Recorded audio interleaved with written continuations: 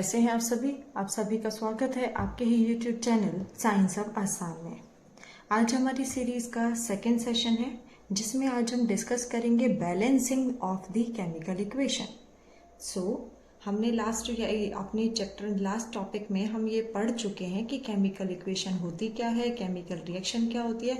आज हम पढ़ेंगे balancing, the most important topic. Balancing पढ़ने से पहले आपने एक 9th क्लास में एक टॉपिक पढ़ा होगा, उसको हम रिवाइज कर लेते हैं। That was law of conservation of mass. तो law of conservation of mass क्या होता है? That mass can neither be created nor destroyed but can be transform from one form to another.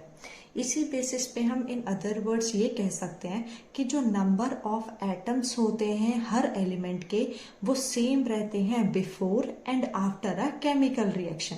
इसीलिए हमें रिएक्शन को बैलेंस करने की जरूरत पड़ती है। बैलेंसिंग शुरू करने से पहले मैं आपको कुछ कंसेप्ट क्लियर करना चाहती हूँ। मुझे 100% श्योर है कि मोस्ट ऑफ द स्टूडेंट्स इसमें कंफ्यूजन फील करते हैं। सबसे फर्स्ट आता है atoms, molecules, elements and compounds. इनके बीच में आपको बिल्कुल क्रिस्टल एंड क्लियर डिफरेंस पता होना चाहिए। देखो, सबसे पहले आता है एटम्स। एटम्स होते क्या है? सबसे सिंपलेस्ट यूनिट। जैसे हाइड्रोजन एक सिंगल एटम है, हीलियम एटम है, ऑक्सीजन, नाइट्रोजन, ये सभी क्या होते हैं? एटम्स, जिसमें सिंगल यूनिट प्रेजेंट होती है। जब हम एक से ज्यादा एटम्स को आपस में जोड़ दें तो उसकी वजह से हमारा क्या बन जाता है? मॉलिक्यूल्स। वो एटम एक जैसे भी हो सकते हैं और 2 और more different type of atoms भी हो सकते हैं। तो एग्जाम्पल जैसे H2, मतलब मैंने 2 हाइड्रोजन एटम के बीच में बॉन्ड बना दिया तो एक हाइड्रोजन मॉलिक्यूल बन गया। O2 ऑक्सीजन मॉलिक्यूल, साथ में CO2 carbon dioxide molecule, H2O water molecule. ठीक है, मॉलिक्यूल आई होप आपको समझ आ गया होगा। अब हम डिस्कस करते हैं एलिमेंट्स एंड कंपाउंड्स। मॉलिक्यूल्स को फर्दर मैं 2 पार्ट्स में कैटेगराइज कर सकती हूँ। एलिमेंट्स का मतलब होता है जब हम सेम टाइप के एटम्स को कंबाइन करें। जैसे हमने हाइड्रोजन के 2 एटम्स को आपस में जोड़ा तो H2 बना, तो ये जो H2 है ये हमारा क्या है? एक एलिमेंट है। ठीक है, O2 एक हमारा एलिमेंट है, N2 ये भी एक टाइप का क्या है? एलिमेंट। लेकिन कंपाउंड्स के अंदर हमारा क्या होता है? 2 और more different type of atoms जब आपस में जुड़े होंगे उसको हम क्या बोलेंगे? कंपाउंड्स। जैसे H2O, तो जो ये H2O है वाटर का, ये मॉलिक्यूल तो है लेकिन ये साथ में किसका एग्जांपल है? कंपाउंड का, क्योंकि इसके अंदर 2 हाइड्रोजन एटम आपस में जुड़े हुए हैं और साथ में क्या जुड़ा हुआ है? Oxygen atom. तो इन अदर वर्ड्स मैं ये कह सकती हूं all compounds are molecules but all molecules are not compound. ठीक है, जितने भी कंपाउंड होते हैं वो सभी हमारे क्या होते हैं? मॉलिक्यूल्स होते हैं।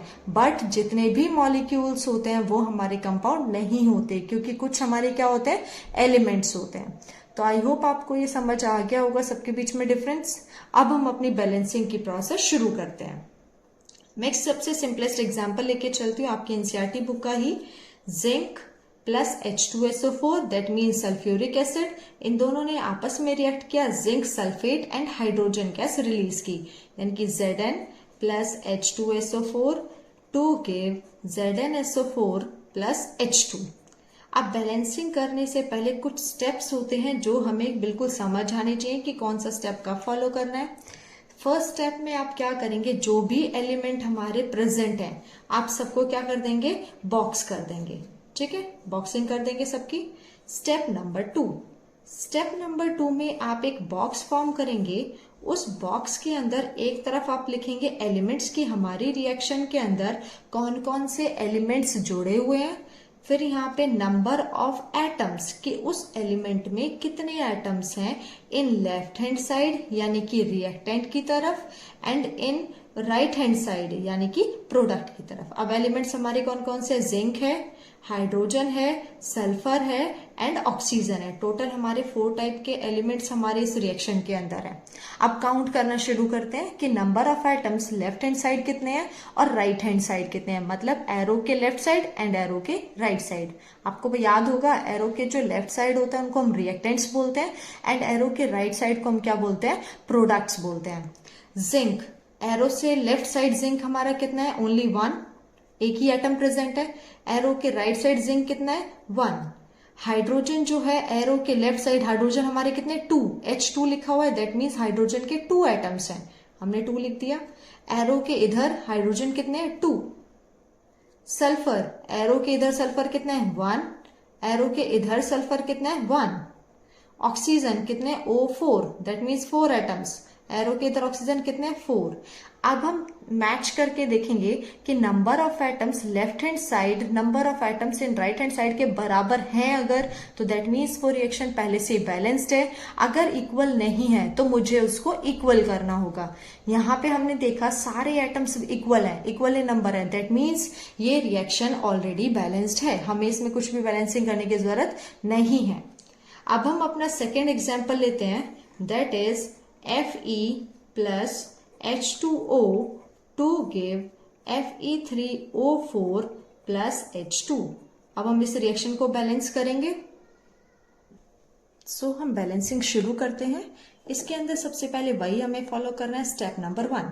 स्टेप नंबर 1 में आप क्या करेंगे, जो भी हमारे एलिमेंट्स प्रेजेंट हैं उन सबके क्या कर देंगे, boxing. And then step number 2, step number 2 में आप फिर से बॉक्स बनाएंगे। उस बॉक्स के अंदर जितने एलिमेंट्स हमारे प्रेजेंट है वो लिखेंगे। Number of atoms in left side, यहाँ पे हम लिखेंगे number of atoms in left hand side and number of atoms in right hand side. यहाँ पे एलिमेंट्स कौन कौन से एलिमेंट्स इन्वॉल्व हैं, iron that is Fe, hydrogen that is H, oxygen that is O। अब आयरन हमारा जो left hand side यानी कि एरो से इधर कितना आयरन है, ओनली 1। एरो के इधर आयरन कितने हमारा, 3। हाइड्रोजन एरो से इधर कितने हैं, 2। एरो के इधर हाइड्रोजन कितने हैं, 2। ऑक्सीजन एरो से इधर कितना है, 1। एरो के इधर ऑक्सीजन कितना है, 4। ठीक है, इतना लिखने के बाद आप कोशिश कीजिए जो मैक्सिमम नंबर ऑफ आइटम्स हैं सबसे पहले हम उनको बैलेंस करें। स्टेप नंबर 3, अब हम बैलेंस करेंगे। देखो ऑक्सीजन के सबसे मैक्सिमम नंबर ऑफ एटम्स हैं वो कितने हैं, 4। तो हम ऑक्सीजन को बैलेंस करना शुरू करेंगे। अगर मैं यहाँ पे लिख देती हूँ मैं बैलेंस कर रही हूँ किसको, ऑफ ऑक्सीजन। अगर मैं ऑक्सीजन को बैलेंस करना चाहूँ तो मुझे क्या करना पड़ेगा, यहाँ पे लिखती हूँ मैं लेफ्ट हैंड साइड, यहाँ पे लिखती हूँ मैं राइट हैंड साइड। यहाँ पे ऑक्सीजन, यहाँ 1 है, यहाँ 4 है। अब मुझे इन दोनों को इक्वल करना है तो मैं क्या करूंगी, इसकी 4 से मल्टीप्लाई करूंगी, 1 into 4। ठीक है, तो मेरी अब इक्वेशन क्या बन जाएगी, Fe प्लस H2O। मैंने लेफ्ट हैंड साइड ऑक्सीजन की किससे मल्टीप्लाई करी है, 4 से। लेकिन एक चीज का ध्यान रखना, कभी भी मैं 4 यहाँ पे नहीं लिखूंगी। अगर मैंने 4 यहाँ पे लिख दिया तो वाटर का जो मॉलिक्यूल है उसका जो फॉर्मूला है वही चेंज हो गया, लेकिन मैं कभी भी फॉर्मूला चेंज नहीं कर सकती। इसलिए मुझे 4 की मल्टीप्लाई कहाँ पे करनी होगी, आगे। ठीक है, तो अब तो देखो वाटर तो H2O ही रहा, लेकिन इसके 4 मॉलिक्यूल्स हो गया। इससे मुझे ये समझ आ रहा है, एक एरो Fe3O4 प्लस H2, यहां तक समझ आ गया। मतलब ऑक्सीजन यहाँ पे 4 थे, अब भी ऑक्सीजन कितने हो गए, 4। लेकिन यहाँ से एक चीज देखिए, हाइड्रोजन यहाँ पे 2 है, लेकिन अब यहाँ पे हाइड्रोजन हमारे कितने हो गए हैं, 8। तो अब मैं हाइड्रोजन को बैलेंस करना शुरू करती हूँ। स्टेप नंबर 4, अब देखिए यहाँ पे मैंने लिखा hydrogen, left hand side number and right hand side number. Hydrogen left side, arrow के इधर हाइड्रोजन कितने, 4 2 8, हमेशा इनकी मल्टीप्लाई होती है आपस में, 4 2 8। राइट साइड कितने हैं हाइड्रोजन, ओनली 2। अब मुझे इसको बैलेंस करना है तो इस 2 की मल्टीप्लाई मुझे कितने से करनी पड़ेगी, 4, तभी 8 इधर होगा, 8 इधर होगा। तो मेरी अब इक्वेशन क्या बन जाएगी, Fe plus 4H2O to give Fe3O4 plus 4H2। ठीक है, अब देखिए हाइड्रोजन हमारा 8 है इधर, यहाँ पे भी हाइड्रोजन 8 है, यहाँ पे ऑक्सीजन 4 है, यहाँ पे भी ऑक्सीजन 4 है। अब क्या बच गया, सिर्फ और सिर्फ आयरन। यहाँ पे आयरन का केवल एक ही एटम प्रेजेंट है और यहाँ पे आयरन के कितने एटम्स प्रेजेंट है, 3। अगर मैं इसकी 3 से मल्टीप्लाई कर दूं तो यहाँ पे भी आयरन 3 हो गए, यहाँ पे भी आयरन 3। तो ये फाइनली मेरी जो इक्वेशन है ये कैसी हो गई है, बैलेंस्ड। ठीक है, अब बैलेंसिंग के साथ में एक नेक्स्ट स्टेप आता है जिसमें जो भी एटम या एलिमेंट हम ले रहे हैं उसकी फिजिकल स्टेट, मतलब वो सॉलिड स्टेट में है, लिक्विड स्टेट में है, गैशियस स्टेट में है या फिर एक्वस स्टेट में है, ये भी मुझे पता होना चाहिए। एक्वस का मतलब होता है अगर मैं कोई भी सॉलिड सब्सटेंस ले रही हूं, उसका मैं वाटर के अंदर सॉल्यूशन फॉर्म करूं, तो उस सॉल्यूशन को मैं क्या बोलूंगी, aqueous form.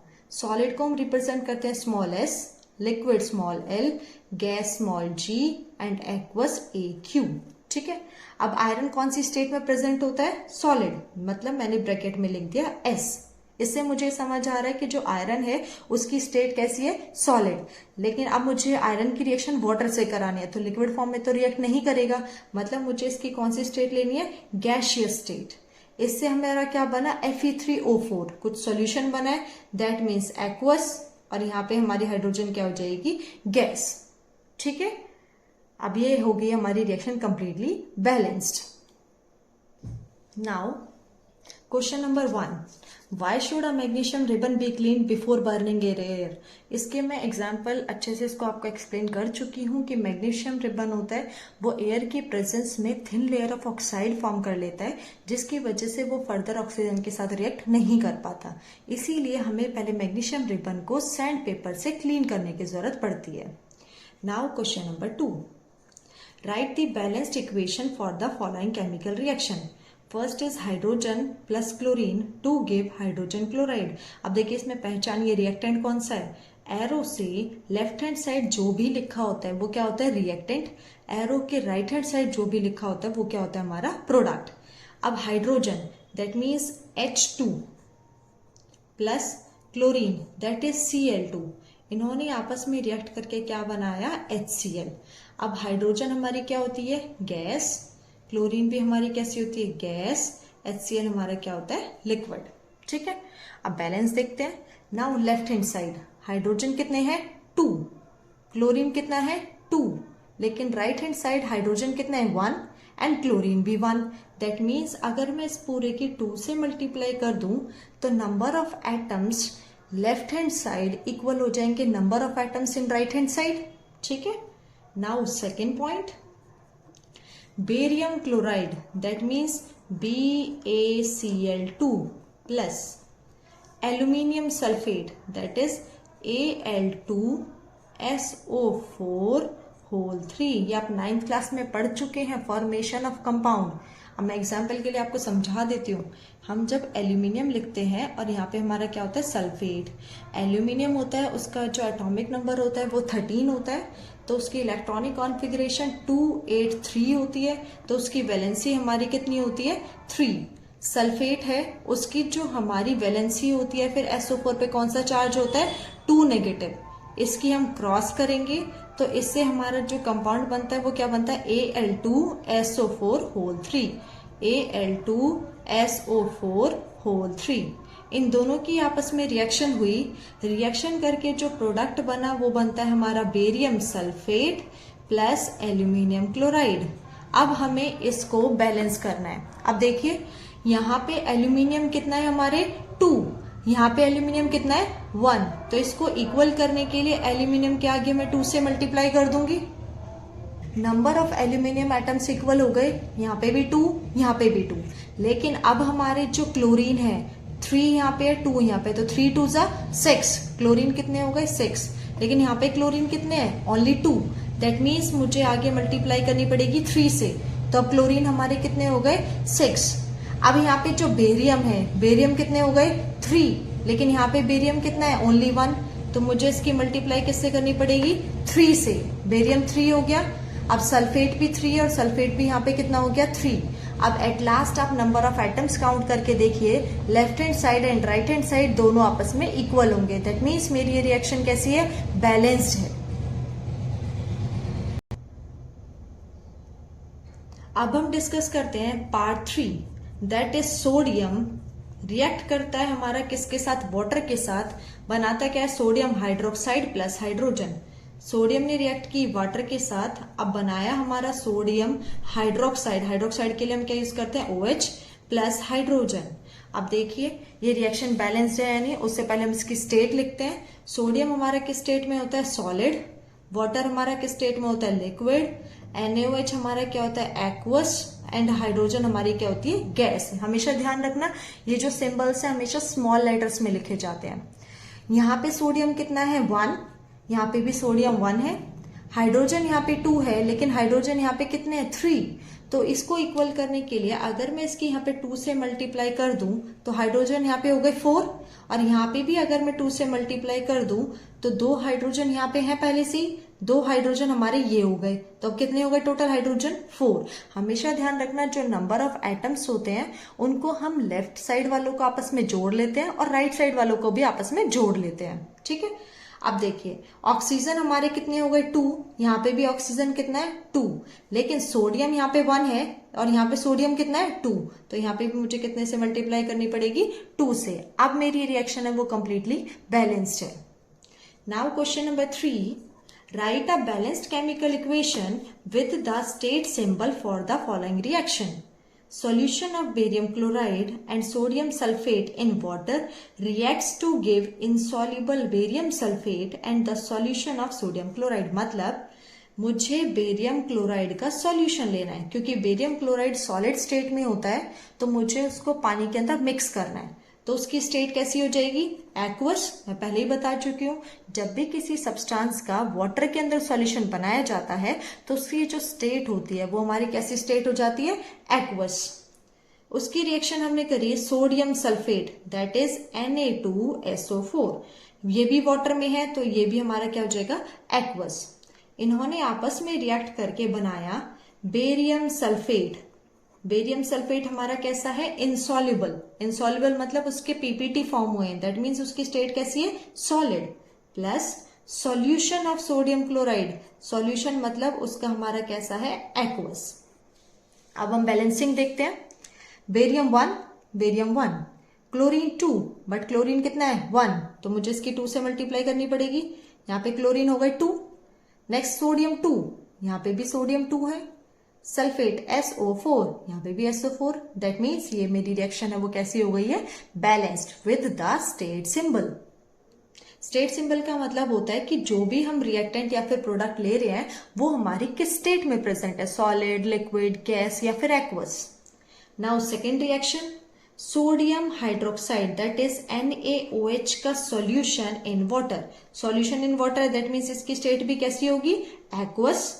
reacts with hydrochloric acid solution in water, reacts with hydrochloric acid solution in water to produce sodium chloride solution।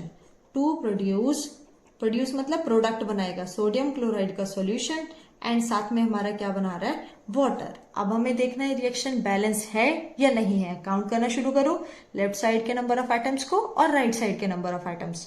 Sodium कितना है यहाँ पे 1, यहाँ पे भी सोडियम कितना है 1, ऑक्सीजन 1, राइट साइड पे ऑक्सीजन 1, हाइड्रोजन कितना है एकेरा, टोटल कितने हाइड्रोजन हो गए 2, यहाँ पे हाइड्रोजन कितने 2, क्लोरीन यहाँ पे कितना है 1, यहाँ पे भी क्लोरीन कितना है 1। मतलब मुझे टोटल नंबर ऑफ एटम्स देखना है इन दोनों में मिला के कि कितना एटम कितने हैं।